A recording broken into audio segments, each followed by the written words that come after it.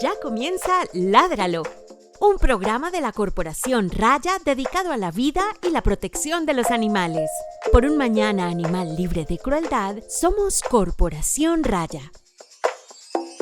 Escúchanos en Spotify, Apple Podcast y Google Podcast. Hola, muy buenas tardes a las personas que se conectan el día de hoy a nuestro podcast Ládralo. Hoy es 6 de diciembre, empezó diciembre y mi nombre es Juliana Barber y les doy la bienvenida a este nuevo episodio. Hola a todos, yo soy Gabriel Chica, abogado de la Corporación Raya, muy contento de estar en este nuevo capítulo de nuestro podcast Ládralo.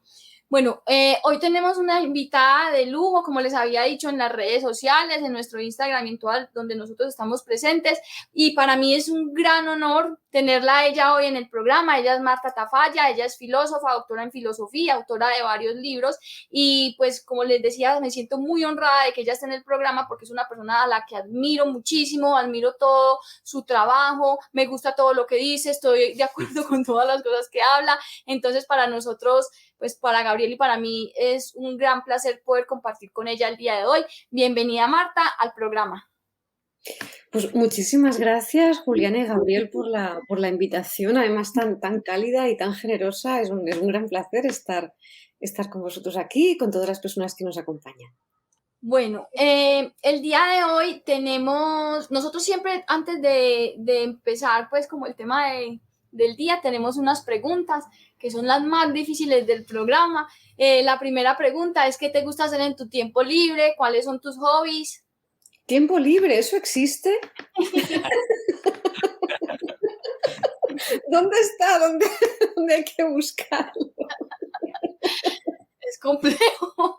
En esta sociedad en la que estamos, precisamente una de las batallas que tendríamos que librar es la de conseguir tiempo libre, ¿no? Es la de tener tiempo despreocupado, ¿no? Y eso cuesta mucho de encontrar. Pero bueno, cuando estoy, digamos, un poco más relajada y no tengo tanto trabajo, pues una de las cosas que más me gusta es caminar por el monte, caminar por la montaña.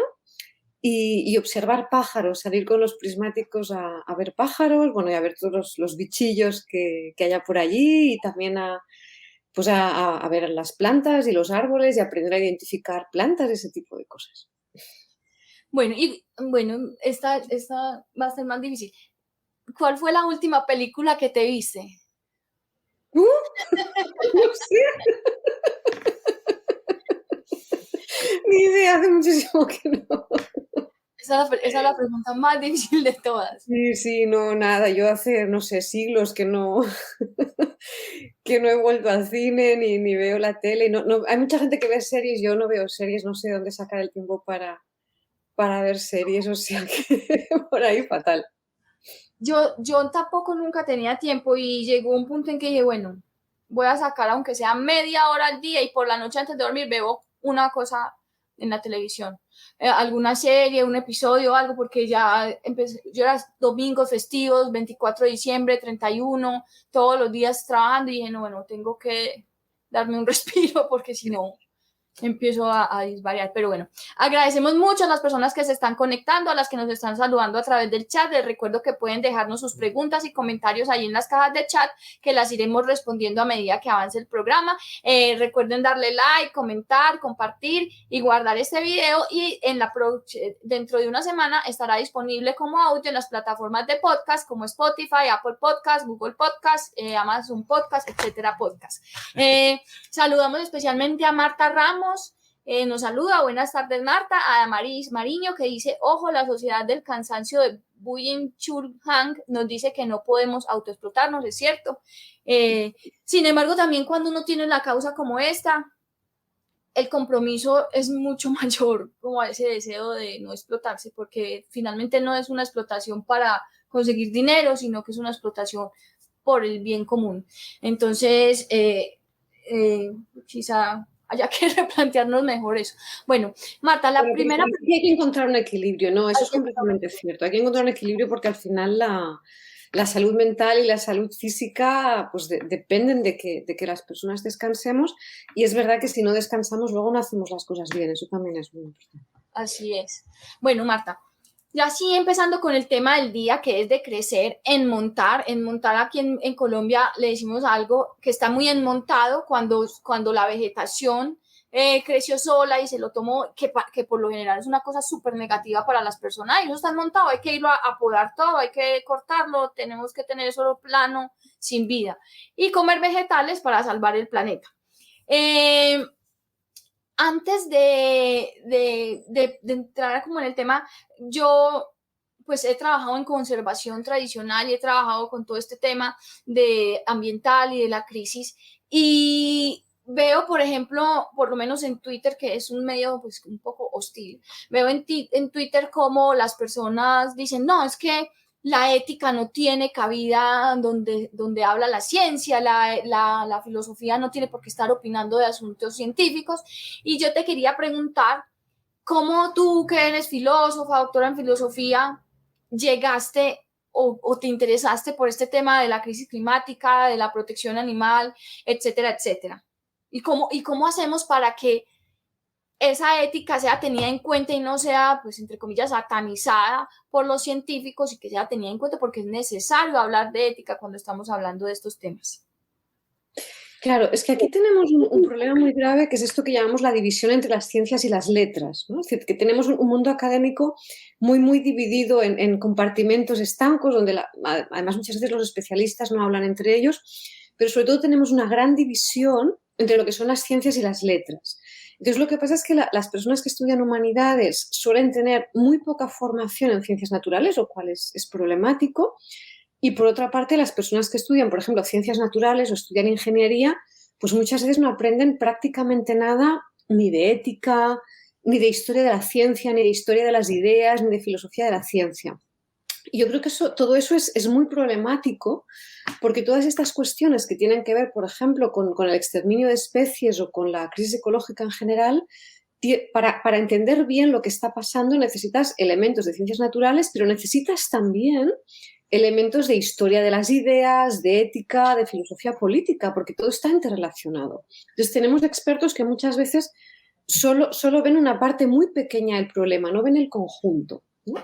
Entonces, sobre todo yo creo que aquí el problema más grave es que la gente que tiene una formación puramente científica y nunca ha estudiado ética, nunca ha estudiado historia de las ideas, nunca ha estudiado filosofía de la ciencia, a veces tienden a creer como de una manera muy, diríamos, ingenua, que la ciencia es puramente objetiva, ¿no? Que el método científico es puramente objetivo, que todo lo que ellos dicen es objetividad pura, que ahí no hay ideología, ¿no? Que no está tergiversada de ninguna manera, y que si tú añades la ética eso es problemático porque, según dicen ellos, la ética es subjetiva. Claro, esto es que no, es un lío mental en el que se han quedado, ¿no? Porque, para empezar, la ética no es subjetiva, no es una cuestión de opiniones, la ética es una disciplina académica, es una disciplina que se construye colectivamente y se construye de una manera muy similar a cómo se construye la ciencia, que no es tampoco puramente objetiva, ¿no? Es decir, que ni la ciencia es puramente objetiva ni la ética es subjetiva. En realidad, las dos están buscando, ¿no? un tipo de conocimiento que es compartido, que es social, que se construye colectivamente. Es verdad que las normas son un poco diferentes, pero mucho menos de lo que la gente tiende a pensar. Y cuando no entiendes bien todo eso, pues realmente es que no entiendes muchas cosas de lo que está pasando, ¿no? Entonces, es muy importante que la comunidad científica entienda que la ética tiene que estar ahí, que ellos necesitan formación en ética. Eso es muy importante, ¿no? Porque cuando nunca han tenido formación en ética, y se dan cuenta de que tropiezan con algún problema de tipo ético, pues no saben a qué agarrarse porque no han leído nunca. Entonces no entienden lo que es una teoría en ética, no entienden los conceptos, no entienden cómo se argumenta y van a parar únicamente como a sus intuiciones personales, que muchas veces son emociones, ¿no?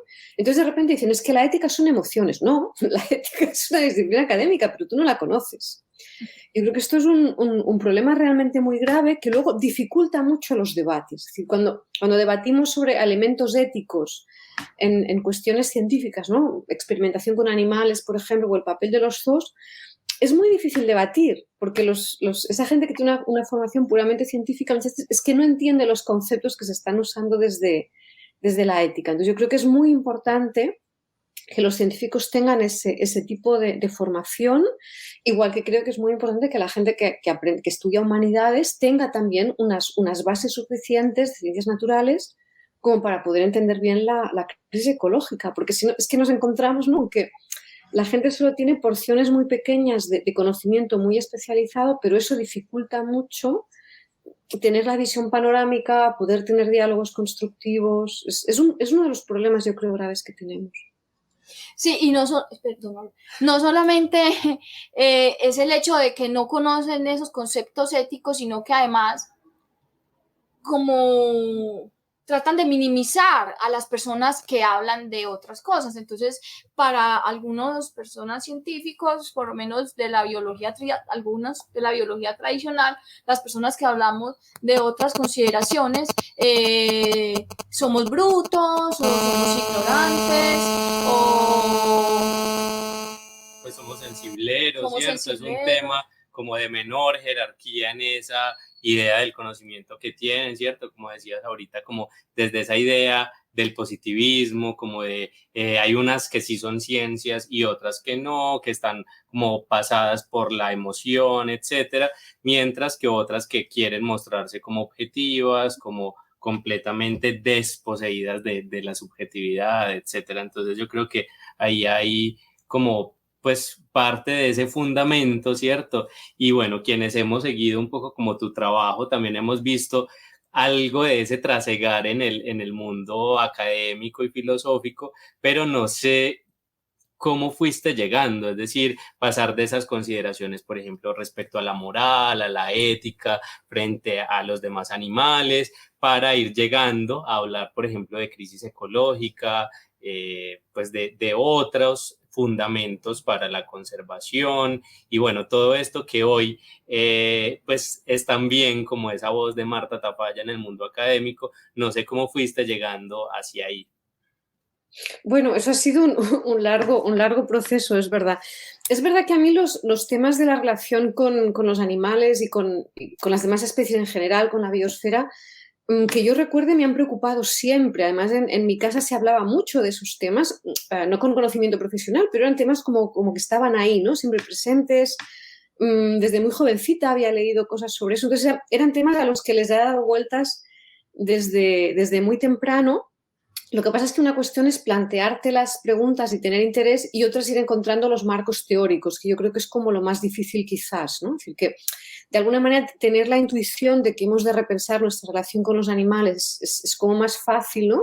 Al menos para mí es como una cosa espontánea, natural, ¿no? Que está ahí, también fomentada por los encuentros, los debates que había en mi casa y ese tipo de cosas. Pero claro, lo problemático después es pues encontrar los marcos teóricos, ¿no? Las visiones, los conceptos, las teorías desde los cuales poder construir algo que nos ayude, ¿no? a entender esos problemas, a buscar soluciones. Y eso sí que fue un viaje pues mucho más largo, ¿no? Porque, bueno, yo creo que la filosofía da la filosofía de elementos muy importantes para pensar todo eso, pero luego tienes que complementarlo pues leyendo mucha ciencia, leyendo mucha biología, leyendo muchas ciencias naturales en general. No siempre aciertas al principio, ¿no? Con los autores o las teorías más interesantes. Entonces, el viaje de ir buscando, ¿no? Diríamos, las piezas del puzzle, pues la verdad es que ha sido largo y ha sido complicado. Bueno, y aún estoy en eso, ¿no? En acabar de encontrar muchos de esos elementos, porque al final es que es verdad que la crisis ecológica es un tema muy complejo. Hay muchos problemas distintos, todos tienen muchas dimensiones, entonces, bueno, requiere como mucho tiempo de lectura, también de hablar con gente que sabe, de escuchar, de pensar, de darle vueltas e ir encontrando un poco como de alguna manera una visión que nos dé una panorámica de lo que está pasando y sobre todo que nos ayude a pensar soluciones, que eso es muy importante. Sí,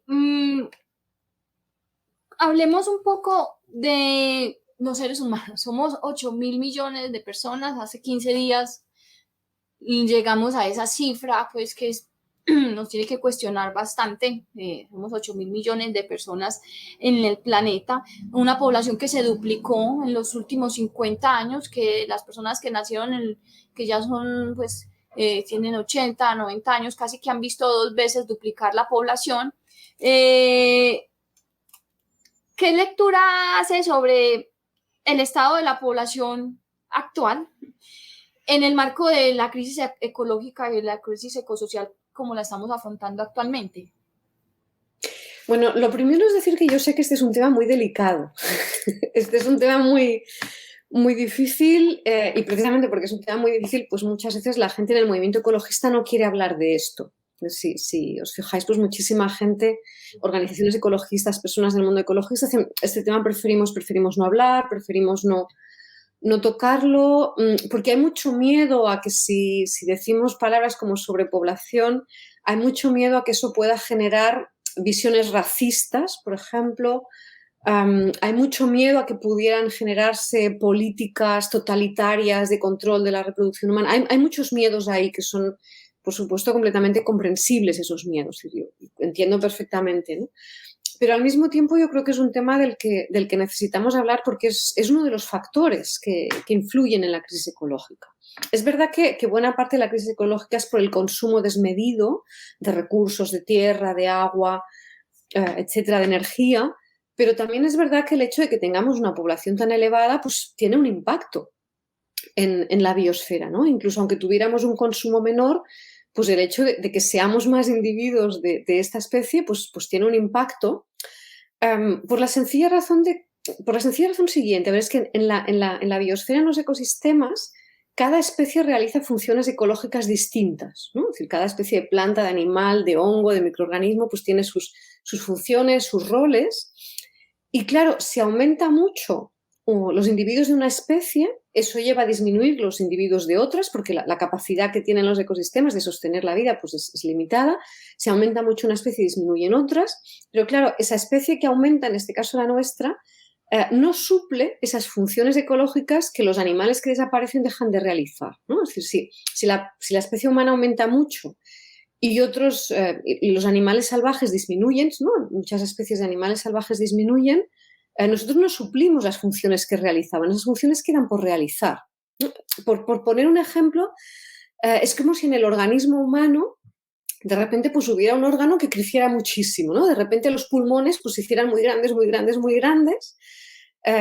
Claro, eso desestabiliza el organismo porque los pulmones no pueden hacer la función que hace el riñón o que hace el hígado o que hace el corazón. Y yo creo que con nosotros pasa algo un poco parecido, ¿no? Es decir, si nosotros aumentamos mucho, eso lleva a una disminución de otras especies, pero claro, entonces hay funciones que no se realizan y los ecosistemas se degradan. Entonces, yo creo que es un tema, bueno, que hay que mirárselo con cuidado, pero que hay que mirárselo y que yo creo que la respuesta sensata pues debería ser una disminución de la reproducción. Yo creo que eso se tiene que hacer de manera pues no impuesta, sino voluntaria, por la vía de la concienciación y sobre todo por la vía de favorecer pues que las mujeres pues tengan acceso a la educación, tengan una buena formación, tengan acceso a métodos anticonceptivos, tengan derecho al aborto, puedan decidir. Y lo que parece que dicen los estudios es que cuando las mujeres pues tienen acceso a esa información y pueden decidir, pues tienden a tener menos hijos. Es decir, que eso se podría conseguir una reducción de la población de una manera que sea pues respetuosa y que además sea feminista y que bueno, nos ayude a adaptarnos mejor a los ecosistemas. Sí, el tema de la sobrepoblación es muy tabú, o sea, es algo que uno habla y de inmediato la gente dice, es que usted odia a los seres humanos, es que quieres matar gente, y no se trata de eso, es algo muchísimo más complejo que simplemente yo decir, si voy a salir a matar personas porque los odio a todos, no, realmente es primero pues un tema de nuestra propia supervivencia como especie, y segundo pues es un tema de bienestar de las personas, mientras más personas seamos, menos bienestar va a haber para todas porque tenemos recursos finitos y tenemos también pues la acumulación de riqueza por parte de muy pocas personas. Entonces hay toda una clase asalariada que está produciendo dinero para pues sobrevivir, pero que finalmente está enriqueciendo a otros. Entonces mientras más seamos, pues más pobres vamos a ser porque no hay ni los recursos y la plata y el dinero se está acaparando. Y sobre ese tema de la sobrepoblación, yo pues quiero recomendar un podcast que yo escucho, que es en inglés, se llama The Overpopulation Project. Es un podcast muy bueno donde desde todas las perspectivas, desde la economía, lo social, el feminismo, la ética, la decisión, etcétera, etcétera, te toca el tema de la sobrepoblación y como decía pues Marta, no es cuestión de matar a nadie, sino que es cuestión de una reducción voluntaria de la población, como pues teniendo menos hijos, ningún hijo o un hijo, y cambiando también esa visión pronatalista que tenemos en el mundo, que es no parece como si las personas no fueran suficientes si no se reproducen, y la verdad es que pues podemos tener vidas plenas, y ese discurso pronatalista lo vemos reflejado en todas partes, en los medios de comunicación, en la religión, está casi como el patriarcado tan metido adentro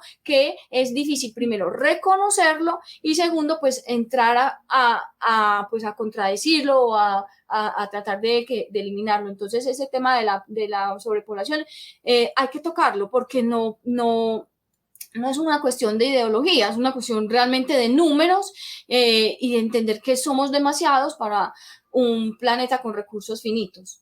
Vamos a la siguiente. Bueno, no, primero como ir saludando a las personas que se siguen conectando allí, que siguen dejando sus comentarios, sus preguntas, vamos a ir llegando a ellas un poco siguiendo como esa estructura que tenemos pensada para el programa, o sea, ahí las vamos a tener para irlas haciendo en un momento. Y algo que también queríamos conversar con vos, Marta, tiene que ver con como esos objetivos de la conservación, ¿cierto? Y es que parte de lo que identificamos como una problemática es que la conservación se ha ido planteando con unos fines plenamente instrumentales, ¿cierto? Como que vamos a conservar a las especies para que sigan cumpliendo con sus servicios ecosistémicos y todo este discurso tan problemático. Y queríamos entonces preguntarte si ¿habrá otros caminos, hay otros objetivos que podamos plantear para la conservación y hacia dónde deberían orientarse estos objetivos? Sí, esa pregunta es muy importante también. En realidad todo este mundo de la conservación viene de una visión de la naturaleza muy mecanicista y muy reduccionista, de que básicamente somos los seres humanos los que tenemos que gestionar a las demás especies, ¿no? Y esto muchas veces va de la mano de esta idea de que solo el ser humano es inteligente, las demás especies son irracionales, ¿no? Y entonces tenemos que estar nosotros como gobernándolos y gestionándolos porque ellos solos no sabrían hacerlo, ¿no? Entonces es una visión como muy de control, ¿no? Somos nosotros los que decimos, hay esta especie, necesita reproducirse más, entonces pues los criamos en cautividad, ¿no? Establecemos el lugar donde los ponemos. Es este intento permanente de control, de gestión del ser humano sobre las otras especies. Claro, si en realidad las otras especies fueran todas como tan irracionales y necesitadas de gestión, pues uno se pregunta cómo funcionaba la vida en la Tierra antes de que apareciera el ser humano, que ha aparecido hace 4 días, ¿no? Y pues hasta que nosotros llegamos, la vida funcionaba perfectamente sin necesidad de que hubiera una especie gestionando a las demás. Y seguramente cuando no estemos también va a seguir funcionando. Claro.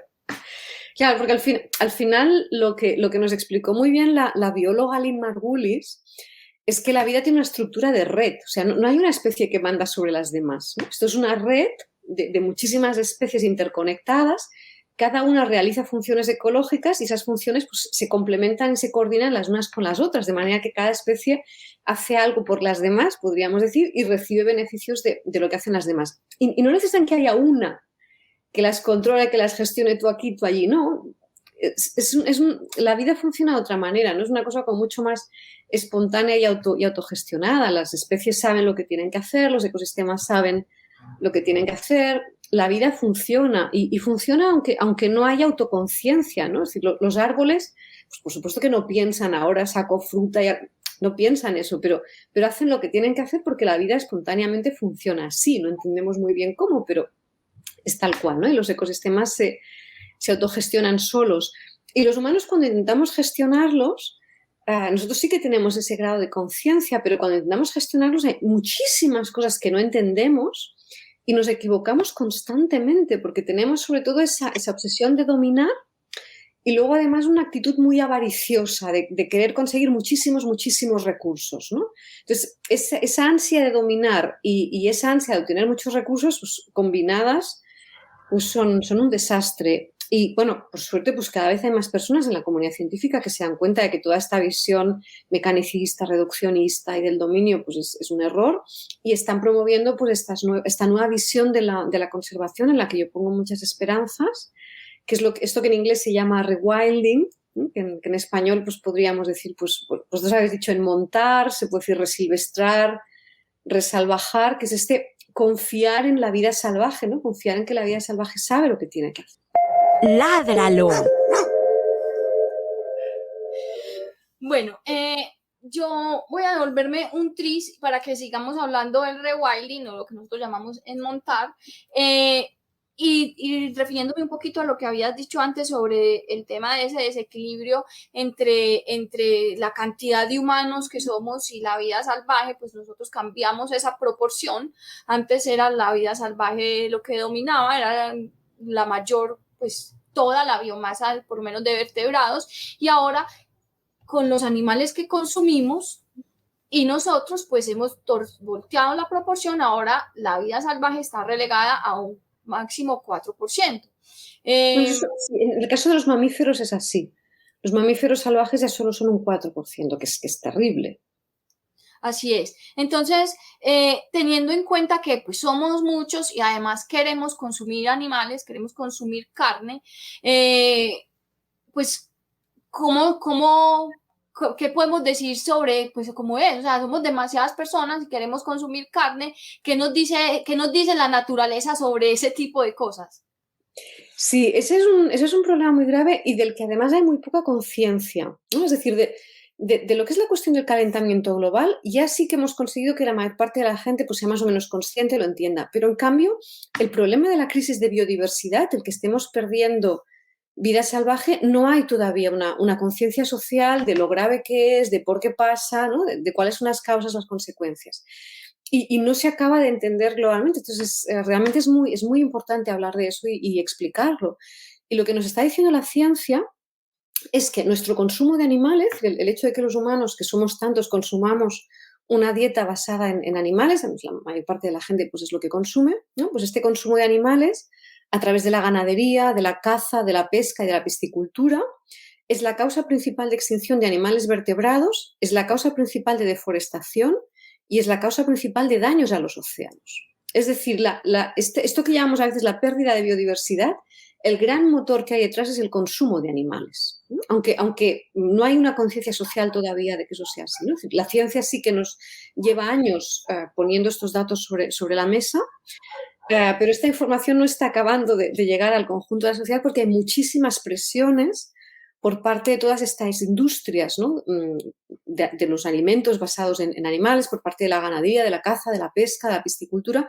Hay muchísima presión, muchísimo lobby, pues para que esto no se explique correctamente, porque claro, si la gente entendiera esto, pues probablemente muchas de esas personas cambiarían su dieta y eso les obligaría pues a cerrar sus negocios, a reinventarse. Eso, pues, hay muchísimo dinero en juego, entonces ellos ejercen muchísima presión a los políticos, a los medios de comunicación e incluso muchas veces a las organizaciones ecologistas, lo cual está haciendo que no haya una conciencia social de cuál es realmente la causa de la pérdida de biodiversidad, a pesar de que científicamente pues, se conoce bastante bien dónde está el problema.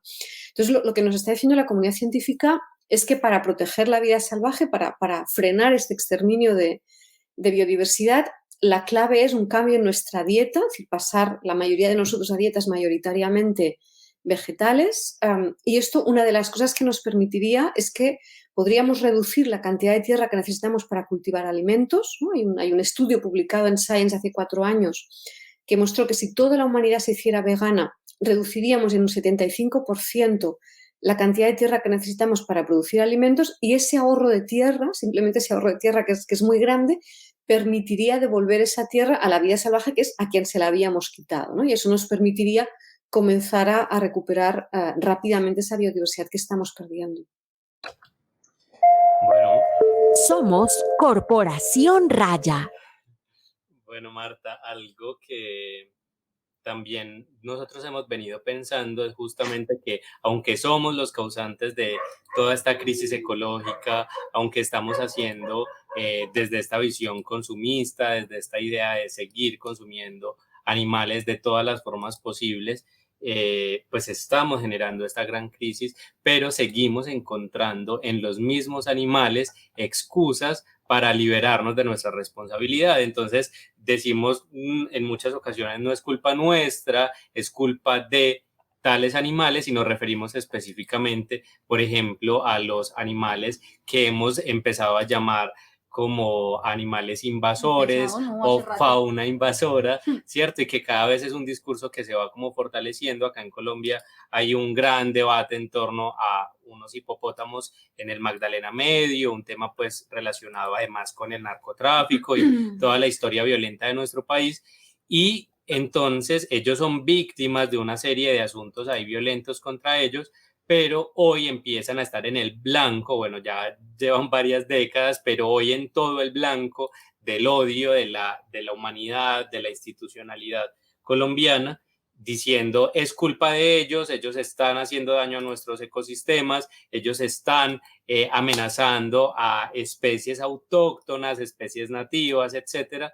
Entonces, digamos que es como una visión bien problemática, ¿cierto? Y es justamente algo que queríamos preguntarte y es ¿qué visión tienes respecto a cómo debemos como sociedad asumir la responsabilidad de los daños que hemos hecho y no seguir, digamos, relegando como esa responsabilidad en otros y generando además más daño con ellos, ¿cierto? Que es como la única salida es matarlo, entonces vamos a matarlo y con eso vamos a seguir incrementando el problema. No sé qué visión tienes sobre esto, qué nos puedes comentar.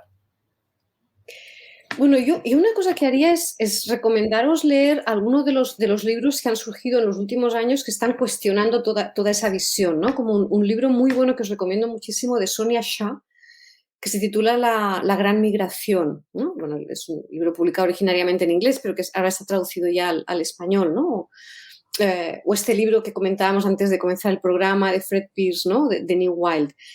Lo que se está viendo es que toda esta visión científica de que hay unas especies que son exóticas, invasoras, peligrosísimas, en realidad es un invento muy reciente que tiene una historia bastante turbia, que no nos daría tiempo de explicar ahora aquí, pero que os invito a explorar. Y en realidad es una visión que a medida que otros científicos y expertos pues, se han puesto a analizar eso en serio, no se sostiene en realidad. Y yo creo que en los próximos años podremos ir viendo que no y cada vez se está cuestionando más.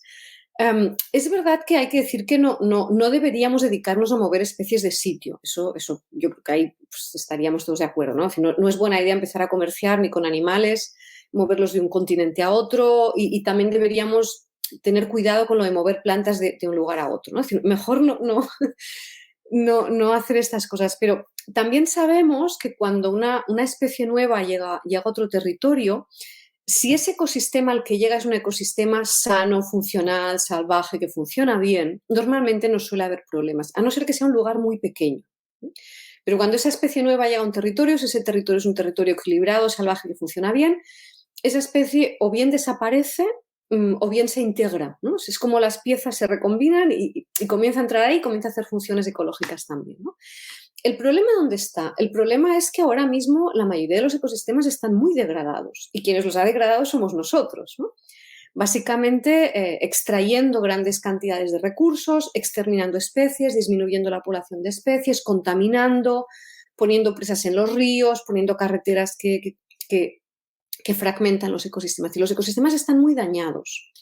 Entonces, cuando aparece esto que llamamos una especie invasora, el ecosistema a veces está tan dañado que le cuesta más hacer ese proceso de integración. Pero eso no quiere decir que con el tiempo no lo vaya a hacer. Es decir, que en muchos casos, y eso se está viendo cada vez más, pues animales o plantas que aparecían de manera novedosa en un lugar y que al principio parecía pues, que iban a provocar un drama, pues ahora se está visto que no, que se acaban integrando. Claro, si el ecosistema está muy degradado, le cuesta mucho más, pero porque el ecosistema lo hemos degradado nosotros, con lo cual muchas veces lo que se da es ese culpar, ¿no? a ese animal o a esa planta que han llegado de otro lugar de unos problemas que en realidad no han creado, porque esa especie ha llegado hace muy poco, el problema es que ese ecosistema está muy degradado porque nosotros pues, lo hemos llenado de sustancias contaminantes, hemos fragmentado los ecosistemas, hemos realizado pues, una serie de acciones que son muy dañinas y ahí lo que tenemos, claro, es un ecosistema al que le cuesta, ¿no? Pero a veces, además, cuando pasa también que a veces hay alguna de estas especies, ¿no? Exóticas, invasoras o incluso una especie autóctona, ¿no? Que de repente es como que a pesar de las dificultades se crece y sobrevive y aguanta, que nos da muchísima rabia, ¿no? Entonces estos animales como que son capaces de vivir incluso en entornos muy hostiles, es como que nos da mucha rabia porque de alguna manera es como que vemos ahí la resistencia de la naturaleza ante nuestro dominio, ¿no? Esto lo ha contado muy bien una autora que a mí me gusta mucho, que es Emma Marris, ¿no? Es decir, cuando creamos un entorno muy degradado, muy hostil, y hay alguna especie que aguanta, ¿no? Que resiste ahí, nos da muchísima rabia, ¿no? Porque querríamos esa naturaleza como sometida y que se nos revele, ¿no? Nos da mucha rabia y eso a veces hace que no nos demos cuenta de que esas especies que para nosotros son rebeldía, desorden, caos, muchas veces están intentando resolver los problemas que nosotros hemos creado. Y nos cuesta mucho darnos cuenta, ¿no? Os pongo un ejemplo muy simple, ¿no? De una cosa de la que se han dado cuenta hace unos meses en una ciudad española, en Santiago de Compostela. Santiago de Compostela es una de estas ciudades antiguas con el suelo de piedra, con edificios de piedra. Pues es un centro muy denso, con muy poca vegetación, donde en verano hace calor. Entonces, entre todas estas piedras del suelo de los edificios antiguos, pues constantemente salen hierbitas, ¿no? Estas hierbitas que salen así pequeñillas. Y los servicios de limpieza pues estaban constantemente en una guerra contra estas hierbas, ¿no? Arrancándolas, quitándolas, ¿no? Porque son sucias, porque son feas, porque eso es el desorden, es el caos, ¿no? Estas cosas que decimos siempre. Bueno, pues se han dado cuenta de que en realidad estas hierbas están realizando una función ecológica muy importante, que es bajar la temperatura de la piedra. Es decir, de alguna manera, esa vida espontánea que surge ahí lo que está haciendo es corregir un problema que nosotros hemos creado. Como hay tanta piedra, hace más calor, las hierbas rebajan la temperatura. Muchas veces la naturaleza salvaje está haciendo eso, está corrigiendo errores que nosotros hemos provocado. Pero estamos tan obsesionados con el control, con el dominio, ¿no? con nuestra visión de las cosas, que ni siquiera somos capaces de reconocer cuando una especie nos está ayudando. Y eso es como muy significativo de lo desnortados que estamos, yo creo. Sí, en este programa estamos tratando puros temas tabú y polémicos. Sí. Pero hay que hablar de ellos y entender que es que no, pues la vida no es dos posturas, siempre hay un montón de otras posturas, siempre hay que mirar otras cosas y como decías al principio, pues es que la ciencia también tiene un sesgo, o sea, la persona, desde que haya una persona hay un sesgo, porque la persona tiene sus creencias y sus creencias las refleja en sus estudios, las refleja en el resultado que quiera, etcétera, etcétera.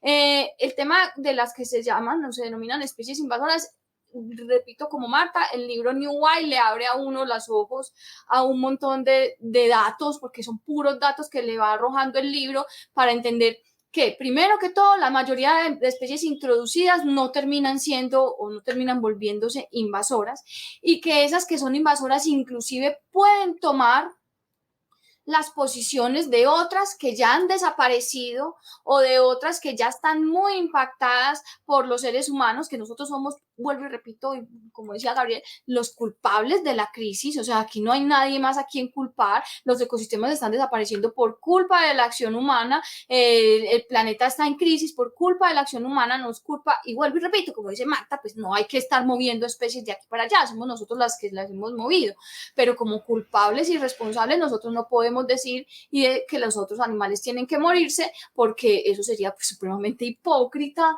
de pensar que yo hago algo malo y entonces el que tiene que pagar es el otro. Como en el caso de los hipopótamos, o sea, los hipopótamos son víctimas de la trata de animales silvestres. La trajo Pablo Escobar, un narcotraficante que ha sido uno de los peores verdugos que ha tenido este país. Él trajo esos animales víctimas y ahora entonces, sin haber comprobado siquiera si tienen un daño ecológico, porque la ribera del río Magdalena, que es donde están esos hipopótamos, es un territorio supremamente dañado por la actividad humana. Entonces ya lo que dicen es, bueno, vamos a matarlos. Pues, hombre, nosotros todavía no sabemos si una especie que es introducida tiene un impacto positivo o negativo, y ese sesgo de la biología siempre determina que el sesgo es negativo, y eso no lo estoy, digo que el impacto es negativo, eso no lo estoy diciendo yo, eso hay estudios que dicen cómo ese sesgo está afectando la conservación, y otros que dicen quizá tengamos que empezar a cambiar los objetivos de conservación, porque no hacemos nada salvando una especie u otra especie si nosotros globalmente y holísticamente no hemos solucionado los problemas que tenemos. Bueno, ahorita... Pues se está empezando a ver que en algunos casos esas especies nos pueden ayudar. Por ejemplo, en el Estado español, donde ha habido muchísima guerra contra estas especies supuestamente invasoras, por ejemplo, en estos últimos meses, ¿no? Pues ha empezado a salir la noticia de que hay una de estas especies invasoras, que es el cangrejo americano, que se había dicho, bueno, que esto se iba a ser terrible, un problema gravísimo y tal. Pues ahora se está viendo, por ejemplo, que se ha convertido en un alimento fundamental en la dieta de las nutrias, que están en una situación complicada y que por lo tanto le están prestando un servicio a las nutrias y están sosteniendo la dieta de las nutrias, ¿no? Y lo que se ve normalmente es que cuando tú das tiempo a estas especies se recolocan, ¿no? se integran en el ecosistema y comienzan a hacer funciones ecológicas también. Lo que pasa es que hay que darles tiempo, ¿no? Es decir, sí, de un día para otro a lo mejor no es posible, pero los ecosistemas tienden a integrarse.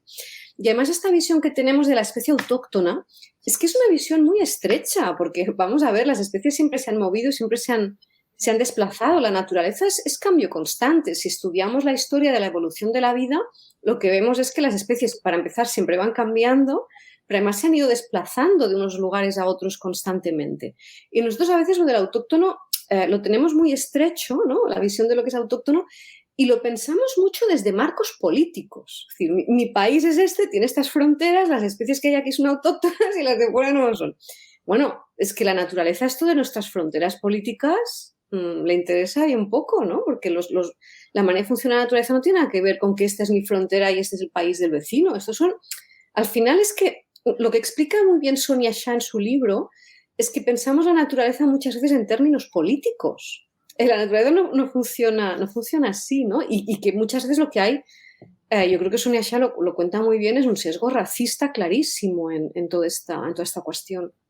Sí, yo le llamo a eso el nacionalismo ecológico, que es pura xenofobia, de discriminación del que no es de mi país, de mi patria. Entonces lo que no es de aquí lo rechazo, lo discrimino, lo elimino si es posible, para mantener esa pureza del nacionalismo y tal.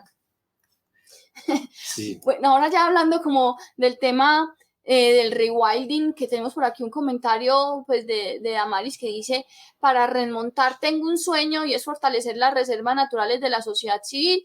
Tengo una finca de 1 hectárea en la Unión Antioquia, ese es el departamento donde se encuentra la ciudad de Medellín en Colombia, con un pequeño bosque. Y yo creo que muchos de nosotros tenemos ese sueño, como comprar, pues si la vida nos permite, porque la situación de nuestros países es muy compleja en términos económicos, pues comprar una tierra y dejar que esa tierra, y después comprar más y ir aumentando, pero ya pues como no tan centrado en lo que uno como persona quisiera. Hablemos de las implicaciones del rewilding, qué significa hacer rewilding, y existen unas críticas pues a este método que se orientan en la producción de alimentos, la necesidad de tener tierra para la producción de alimentos, la teoría de la perturbación intermedia, etcétera, etcétera. Hablemos un poquito de eso.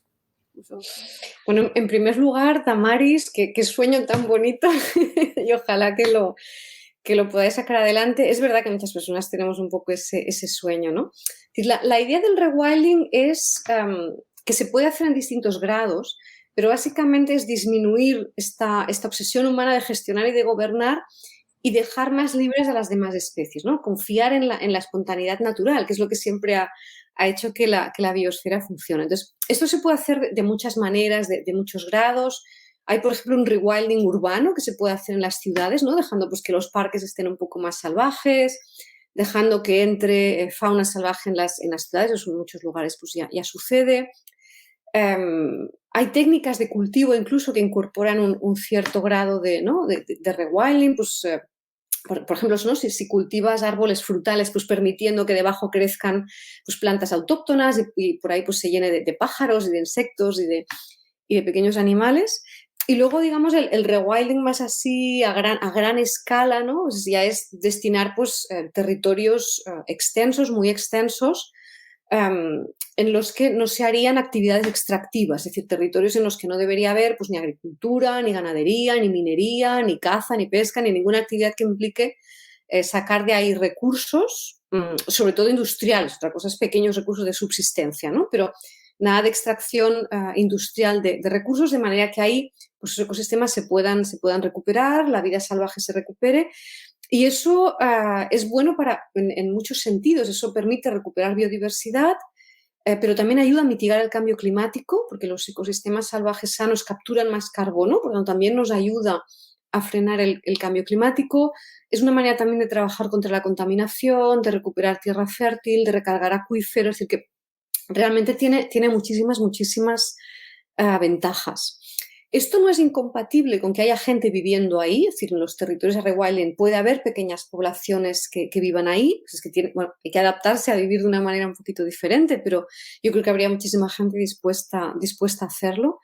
Lo que es verdad es que no se pueden hacer pues estas actividades extractivas, ¿no? Entonces eso implica pues repensar con las comunidades locales que vivan ahí, pues el que estas personas pues, puedan tener una manera de ganarse la vida que no pase por esta extracción de recursos, ¿no? Entonces, buena parte de la discusión está ahí, pero en realidad si pensamos, por ejemplo, que la ganadería es una actividad altamente subvencionada, al menos en muchos países, en la Unión Europea lo es, la cantidad de dinero que se le da a la ganadería pues se podría destinar, por ejemplo, a pagar a estas personas para que vivan en estos territorios y estén allí pues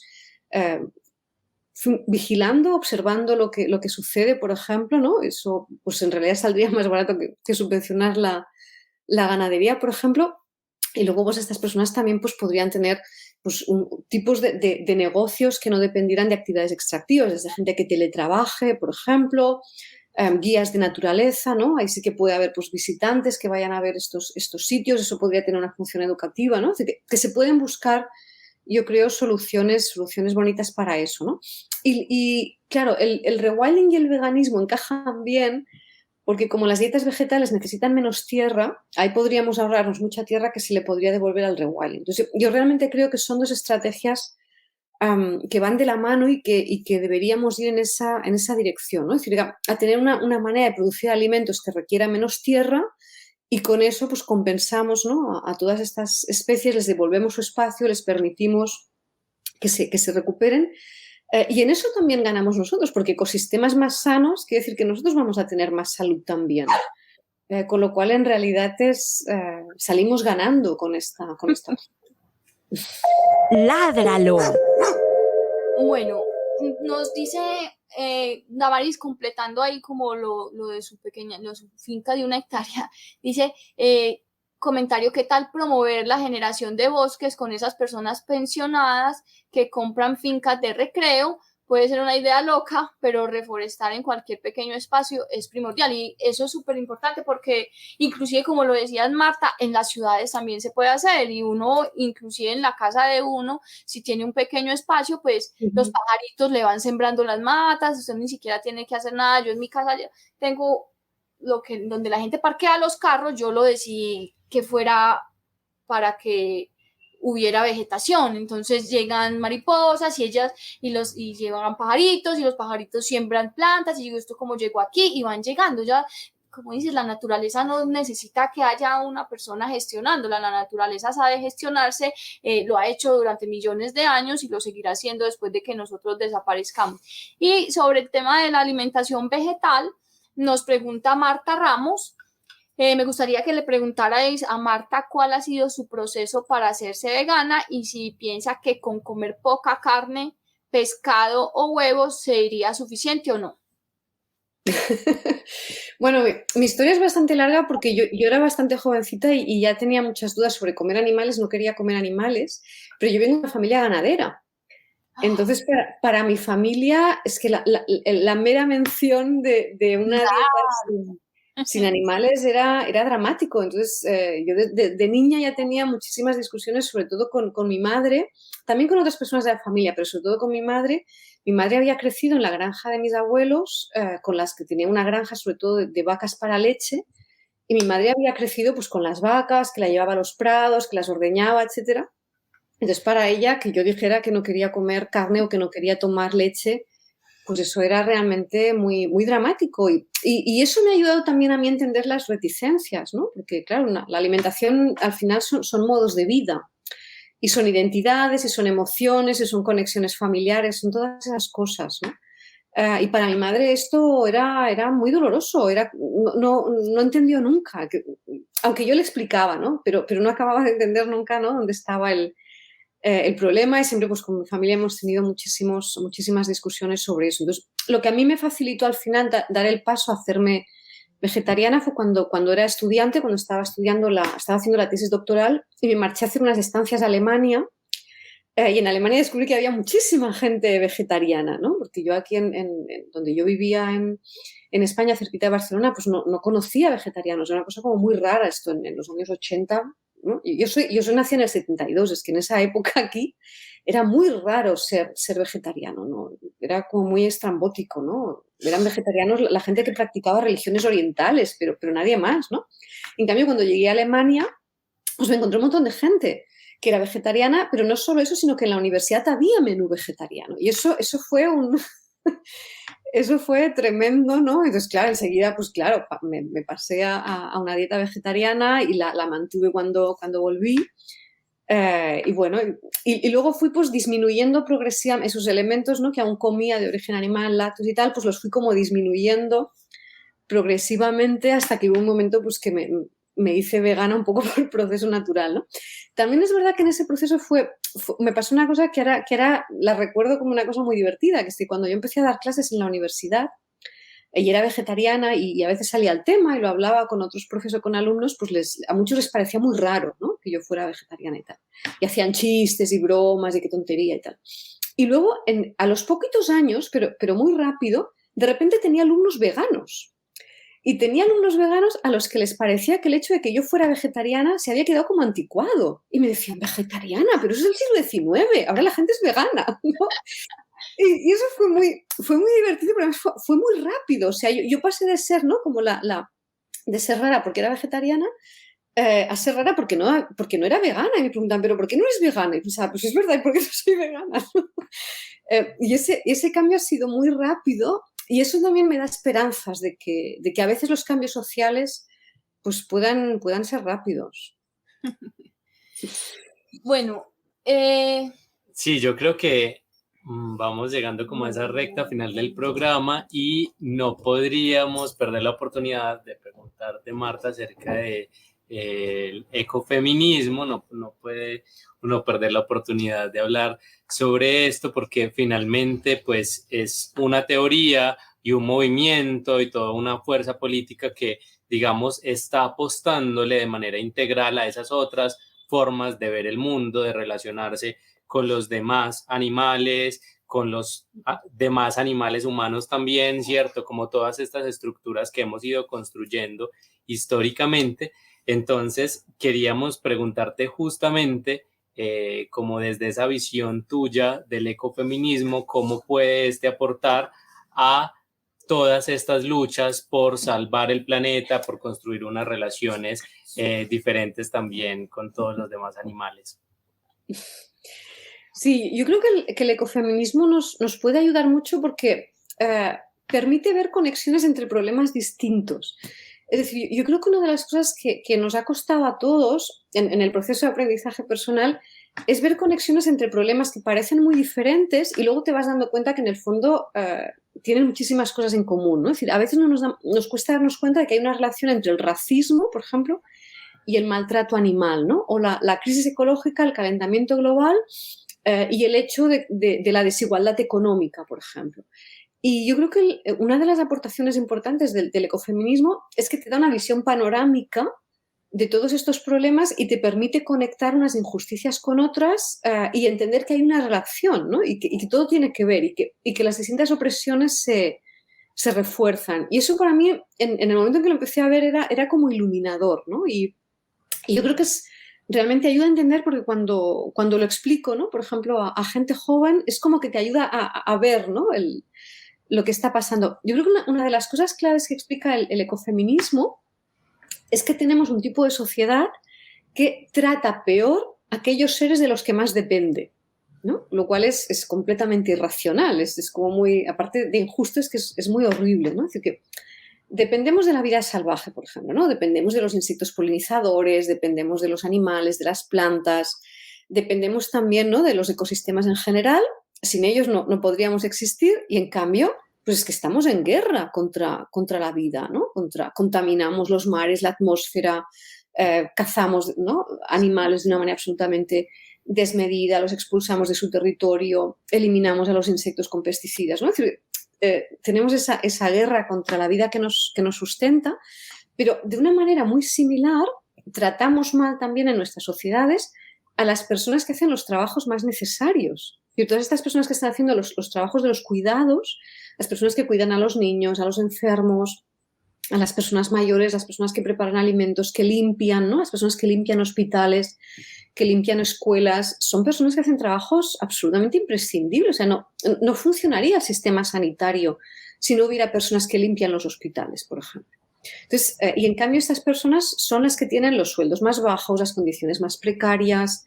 Muchas veces son personas pues de clase social muy baja, que vienen, ¿no?, que son inmigrantes de otros países, y es a los que se les trata peor, cuando en realidad, si todas estas personas no hicieran estos trabajos, no podríamos vivir tampoco, ¿no?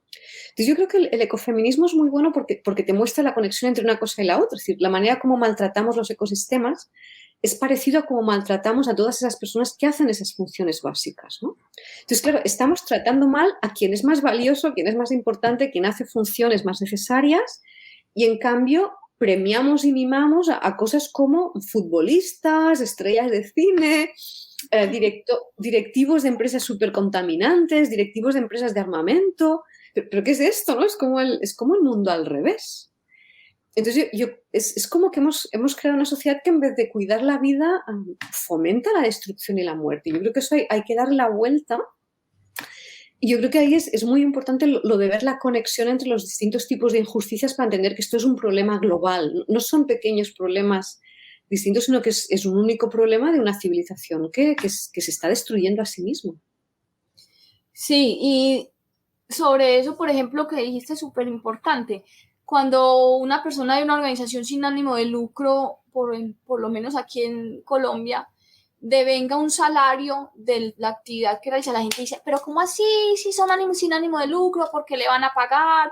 ¿Cómo le van a pagar si es que lo que está haciendo debería ser por puro amor? Pero las personas que trabajamos en esto precisamente somos personas que también tenemos que comer y que también vivimos el mismo sistema, y entonces cuestionamos que una organización o que una persona que trabaja en una organización por el bien común devengue un salario, pero nunca decimos nada, por ejemplo, ante el gerente de Coca-Cola, que se gana miles de millones de dólares y contamina el planeta, daña a las personas, extrae el agua, etcétera, etcétera. Entonces, eso que dijiste es súper importante. Sí, yo creo que además, pues todo esto que estamos hablando nos vuelve a llevar como a ese punto de la ética, ¿cierto?, que hemos estado como comentando en distintos momentos, y por ejemplo, como esa visión que plantea el ecofeminismo, y que yo creo que también bebe de otras corrientes feministas muy valiosas, ¿cierto?, que nos muestra como esas interacciones entre las diferentes formas de violencia.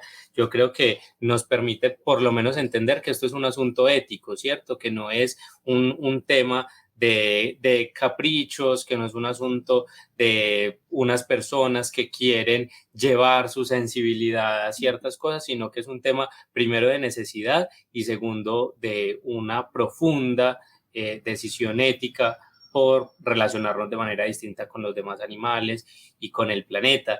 Y justamente hablando de eso y de ese entendimiento como de este tema del veganismo y de estas posturas como un punto ético, pues quisiera hacer una pregunta que son muy parecidas. Son parecidas, que nos hace Marta Ramos y 80 Papeles en YouTube, Alexander, que están orientadas un poco como a, bueno, ese entorno en el que a veces por asuntos culturales o por asuntos sociales o por asuntos médicos no es posible que una persona asuma una postura vegana en cuanto a la alimentación de manera permanente, ¿cierto? Es como en algún momento el médico dijo, tenés que comer esto una vez al mes por tal cosa, porque si no te vas a enfermar, o no sé, por esas mismas construcciones culturales. Yo sé que este es un tema muy polémico, ¿cierto? Y seguramente tendríamos posturas muy distintas, pero bueno,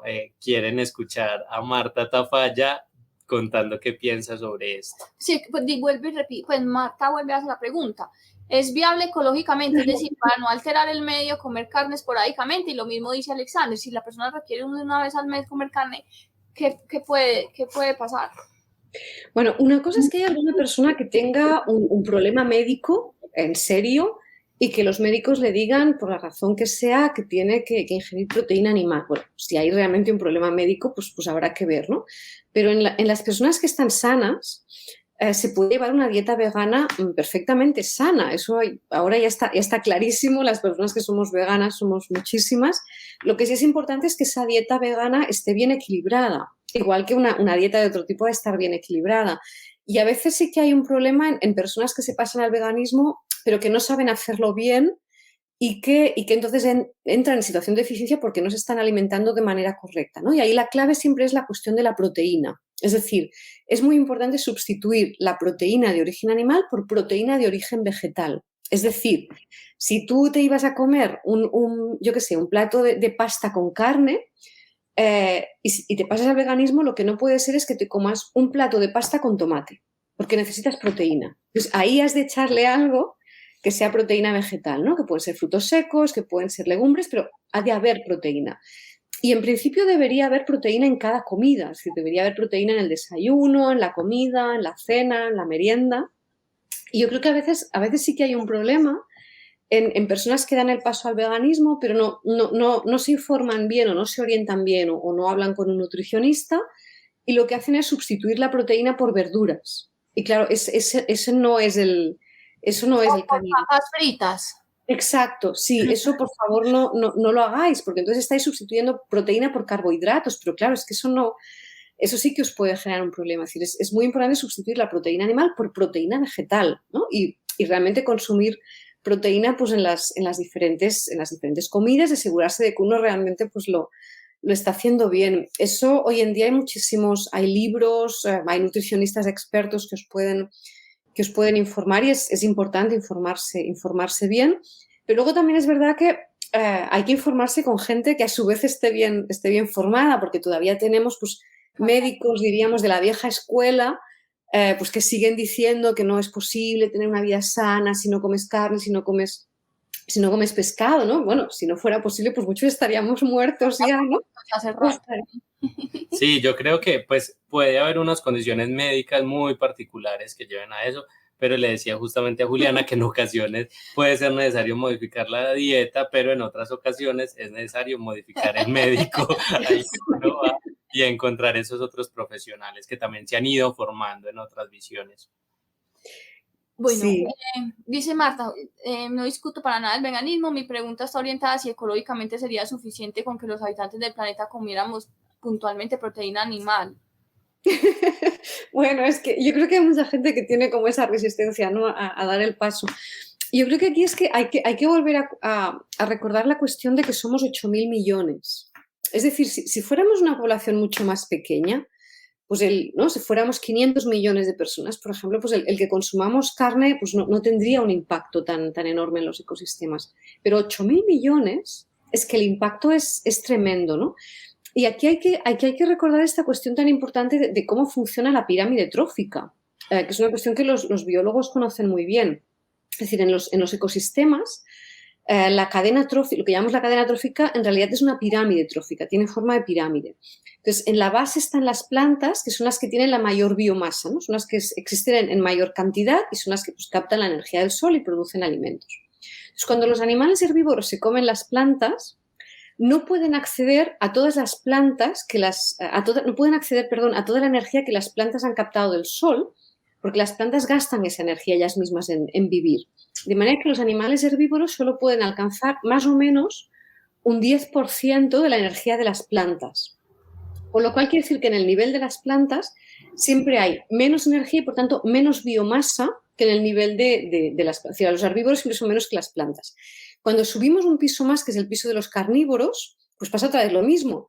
Los carnívoros no pueden acceder a toda la energía que los carnívoros no pueden acceder a toda la energía que los herbívoros han captado de las plantas porque la han gastado en vivir, acceden más o menos a un 10%.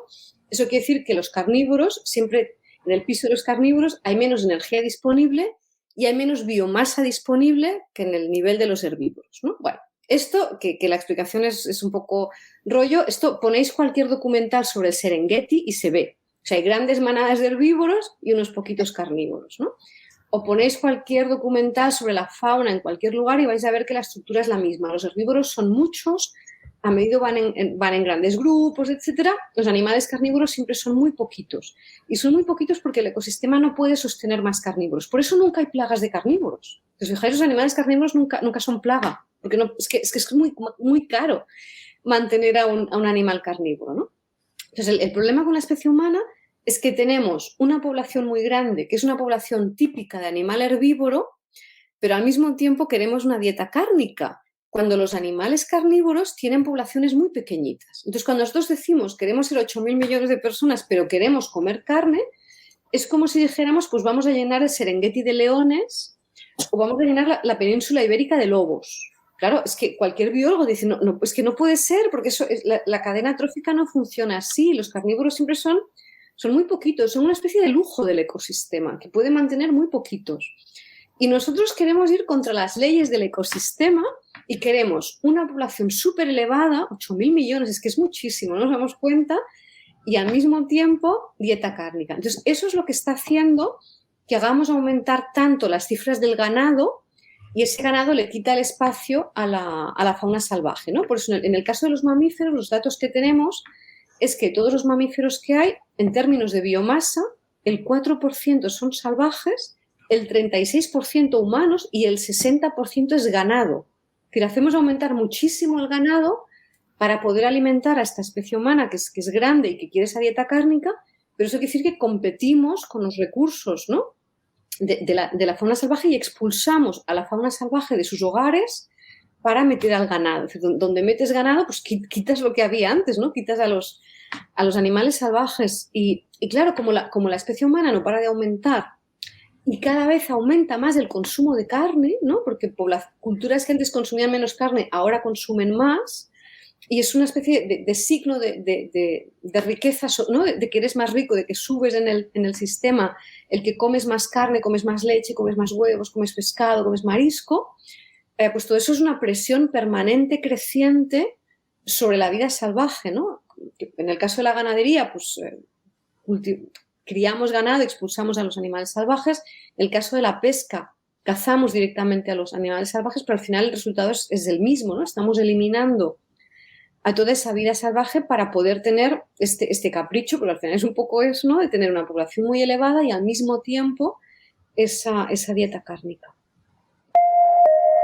Somos Corporación Raya. Bueno, ya para 2 preguntas para que vamos cerrando.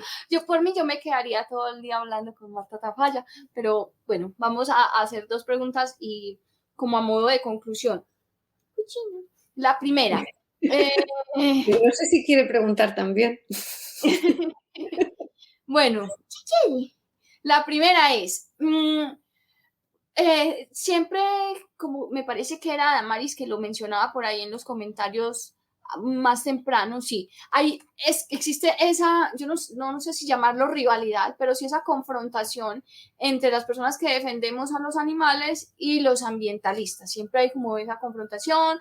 Entonces, la pregunta que quiero hacer es, ¿cómo hacemos para que los que somos veganos, que tenemos como una vida consagrada a la defensa de los animales, entendamos la importancia del ambiente, de la protección del ambiente, de entender la crisis, de entender los animales como víctimas de la crisis social que estamos viviendo, y cómo hacemos para los que defienden únicamente al ambiente como casi que como figura abstracta de conceptos, de especies, etcétera, entiendan la importancia de considerar a los animales.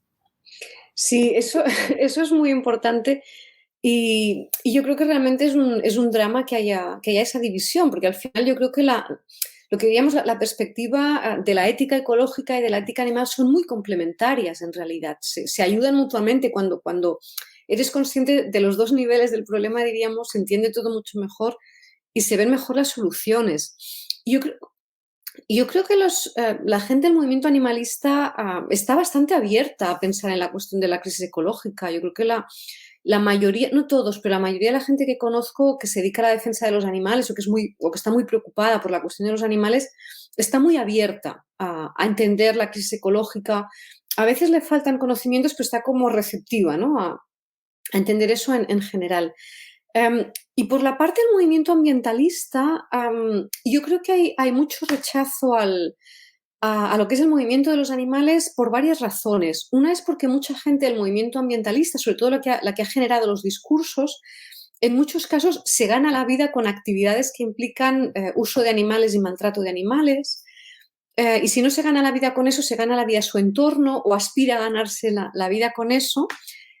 Y por tanto no le conviene todo este discurso de la defensa de los animales porque tiene intereses económicos, ¿no? Y pienso pues en muchísima gente que se dedica a la ganadería, muchísima gente que se dedica a la pesca, que practica la caza deportiva, gente que trabaja en zoológicos, etcétera, ¿no? Es decir, hay mucha gente trabajando en negocios que tienen que ver con el uso de animales, que por tanto sus ingresos económicos dependen de ese uso de los animales.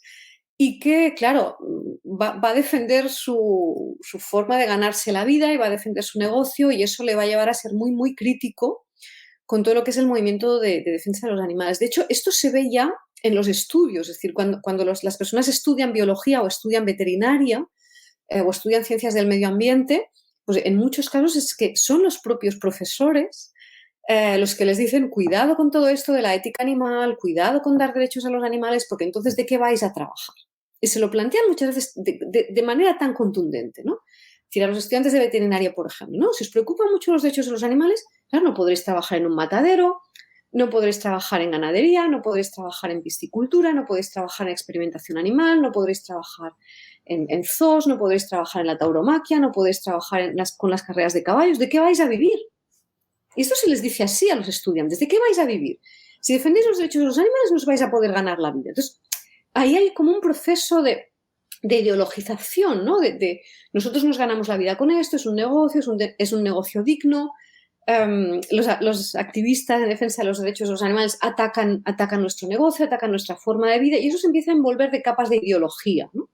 Bueno, en realidad, pues mientras al animal no lo tortures mucho, pues está bien usarlo, ¿no? Entonces, de aquí viene todo este discurso del bienestar, ¿no? Mientras hay un cierto grado de bienestar, pues no importa que los criemos, que los matemos. Y bueno, hay como muchas capas de ideología que envuelven todo eso, hay muchas capas de antropocentrismo, de mantener la tradición, todas estas cosas, pero en gran medida tiene mucho que ver con que pues, muchas veces esta gente se gana la vida con esto y está defendiendo pues, su manera de ganarse la vida. Entonces, claro, ahí chocas con algo que son pues tus intereses personales, ¿no? De tener ese negocio, de ganarte la vida con eso, que lo vas a defender con uñas y dientes porque es tú. Entonces, esto pasa un poco lo que pasa en otros ámbitos también. Por ejemplo, en la defensa del tabaco.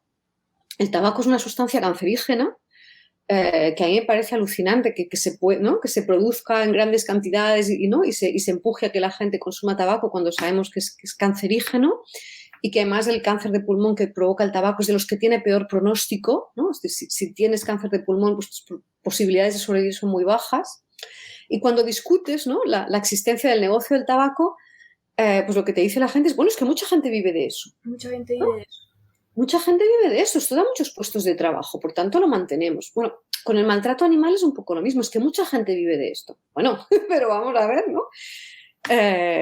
Vamos a ayudarles a vivir de otra manera, vamos a pensar soluciones, hay muchas formas de ganarse la vida y quizás deberíamos ir hacia formas de ganarse la vida que no generen, ¿no? Tanto daño, ¿no? Que ahí hay un problema que es muy importante, que es, por un lado, el sufrimiento animal, que es atroz, pero por otro lado, pues también todas las consecuencias que eso tiene para la devastación del medio ambiente, ¿no? Lo que pasa es que, bueno, ahí hay unas resistencias Y es verdad pues que mucha de esta gente que vive de estos negocios, mucha gente que vive de la ganadería, que practica caza deportiva, que practica pesca deportiva, que trabajan en zoos, han sido muy hábiles en construir un discurso ecologista a su medida, han sido muy hábiles, ¿no? y en posicionarse en los medios de comunicación con estos discursos que hacen pues que, bueno, pues mucha gente, pues bueno, si lo dice este señor que es ecologista, ¿no? Pues será verdad. Bueno, claro, ahí hay un problema pues muchas veces de acceso a una información contrastada, de ganas de cuestionar, etc. Y algo ahí complejo además, Marta, es que nos dices, y creo que muchos profesionales lo hemos evidenciado, es que nos van ideologizando la educación de esa manera, decirnos no hay otra forma, ¿cierto? A mostrarnos que hay como un solo camino, que es el de la explotación, la subordinación y el maltrato de los demás animales, pero luego cuando llega el discurso animalista, que es un discurso pues con tantos fundamentos éticos, nos dicen que el animalismo es la ideología, ¿cierto? Como que todo lo demás es una verdad absoluta y el animalismo es la ideología, y volvemos ahí un poco como a estar cuestionando los discursos a partir de unos criterios de autoridad y de como subvalorar esas posturas de los otros. Entonces creo que es algo ahí también bien complejo. Agradecemos a las personas que siguen ahí pendientes. Recuerden darle like, compartir, eso es muy importante para que este programa, que ya va a cumplir 200 programas, pues siga creciendo y sigamos teniendo invitados e invitadas que nos permiten tantas reflexiones. Para que terminemos, Marta, dando como esa conclusión de lo que hoy nos convocaba, y es cómo sirve, si sirve, de crecer, en montar y comer vegetales para salvar el planeta. Bueno, pues yo creo que ese es el camino. Yo creo que para entenderlo hay que hacer un esfuerzo de entender en qué consiste realmente la crisis ecológica, que yo creo que, ¿no? A veces nos falta tener esa visión global. La crisis ecológica no es solo cambio climático, son muchas más cosas, y uno de los problemas graves es esa fragmentación, degradación de los ecosistemas, ese exterminio de vida salvaje que estamos provocando.